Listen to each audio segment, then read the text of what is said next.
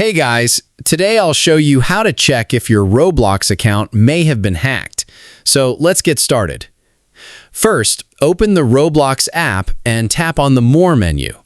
From there, go into Settings and select Account Info. Now, take a look at your account location.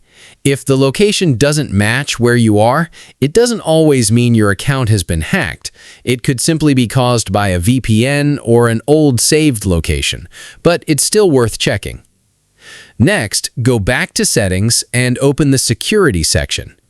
Tap on Devices where you're logged in to view every device currently connected to your Roblox account. Carefully review the list. If you notice a device or location you don't recognize, or you think someone else has accessed your account, take action immediately. First, make sure the email address linked to your Roblox account is still yours and that you can access it. Then, change your Roblox password to something strong and unique. If available, it's also a good idea to enable two-step verification for extra security. These simple steps can help keep your Roblox account safe and prevent unauthorized access in the future. That's it.